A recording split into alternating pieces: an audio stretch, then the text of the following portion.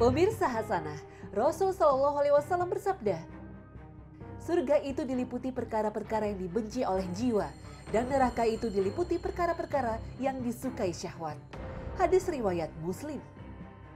Berdasarkan peringatan Nabi Shallallahu Alaihi Wasallam dalam hadis ini, maka wajar jika berbuat baik itu terkadang membuat lelah.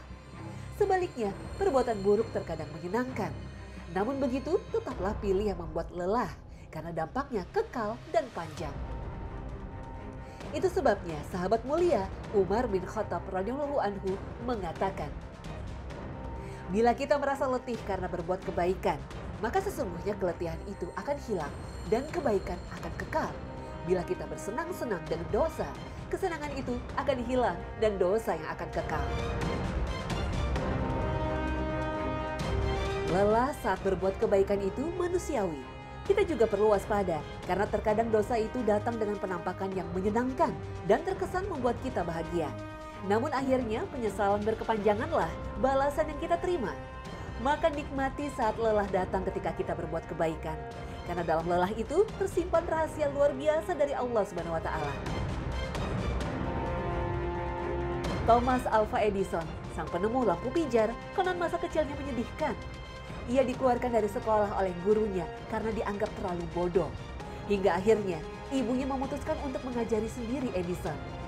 Edison menjalani letihnya dikucilkan oleh sekolah, serta letihnya belajar sendiri di rumah. Hingga suatu ketika ia mempunyai ide untuk membuat sebuah lampu pijar. Ia harus melalui 9.998 kali kegagalan dalam penelitian dan percobaannya untuk berhasil menemukan teknologi lampu pijar. Tentu sangat melelahkan. Suatu ketika Imam Syafi'i rahimahullah pernah berkata, apabila kamu tidak mampu menahan lelahnya belajar, maka kamu akan menanggung perihnya kebodohan. Imam Syafi'i dapat berkesimpulan seperti ini karena beliau sendiri telah membuktikan ucapannya. Imam Syafi'i begitu gigih menuntut ilmu, berasal dari keluarga yang miskin. Imam Syafi'i telah menjadi yatim sejak kecil. Kala itu Imam Syafi'i kecil seringkali mengumpulkan potongan tulang unta, serpihan tembikar, pelepah kurma, hingga kulit binatang untuk ia gunakan mencatat hadis. Semua itu ia lakukan dengan sabar, sebab ibunya tak mampu memberikan kertas untuk mencatat. Ia pun mengembara ke berbagai negeri untuk belajar kepada para ulama. Sebuah upaya dan usaha yang tentu sangat melelahkan. Bagi seorang muslim, berlelah-lelah dalam nuntut ilmu akan berbuah mulia. Derajatnya ditinggikan oleh Allah Subhanahu wa taala. Di mata manusia ia akan mendapat penghormatan dan penghargaan serta kemapanan finansial. Sedangkan di sisi Allah Subhanahu wa taala mendapatkan pahala berlimpah. Sebagaimana firman Allah Subhanahu wa taala, hai orang-orang beriman, apabila kamu dikatakan kepadamu, berlapang-lapanglah dalam majlis, maka lapangkanlah, niscaya Allah akan memberi kelapangan untukmu.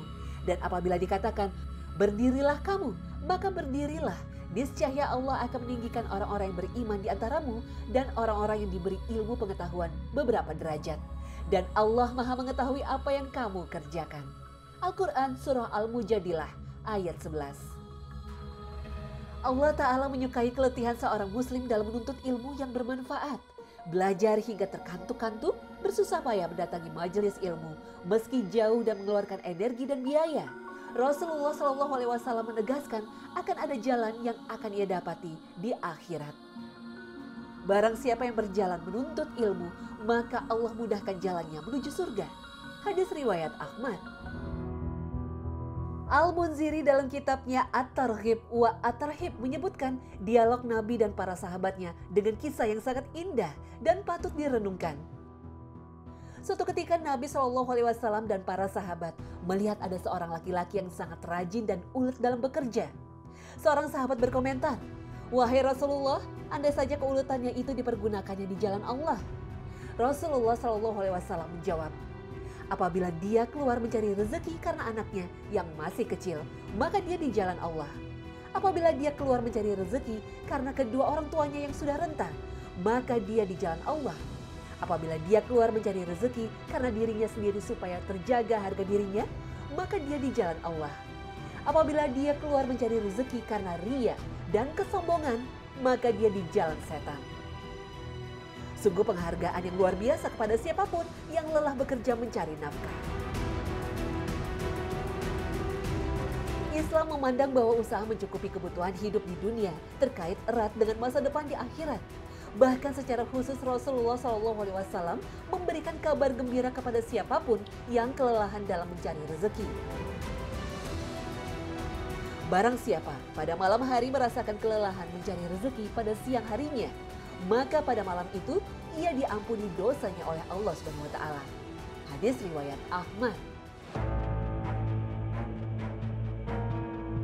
Subhanallah, tidak ada yang sia-sia bagi seorang muslim kecuali di dalamnya selalu ada keutamaan. Kelelahan seseorang dalam mencari nafkah yang halal untuk keluarganya hendaknya menjadi prioritas bagi seorang kepala keluarga.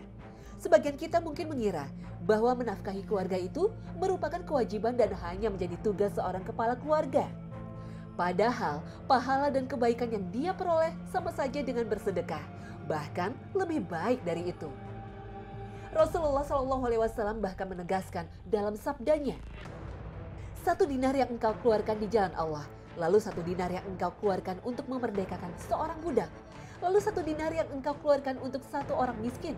Jika dibanding dengan 1 dinar yang engkau nafkahkan untuk keluargamu, maka pahalanya lebih besar. Hadis riwayat Muslim. Oleh karena itu, rasa lelah atau capek karena bekerja dalam mencari rezeki halal tidaklah sia-sia. Karena Allah SWT menyukai hambanya yang bekerja keras. Sesungguhnya Allah Ta'ala senang melihat hambanya bersusah payah, lelah dalam mencari rezeki yang halal. Hadis riwayat Ad-Dailami. Kelelahan itu akan mendapatkan keuntungan berlipat bagi dirinya, karena akan terbayarkan dengan harta yang diperoleh. Dan di sisi lain dia mendapatkan keutamaan akhirat dengan terhapusnya dosa-dosa. Syaratnya bekerja dan lelah. Bukankah ini bukti tak terbantahkan bahwa kelelahan ternyata nikmat yang luar biasa?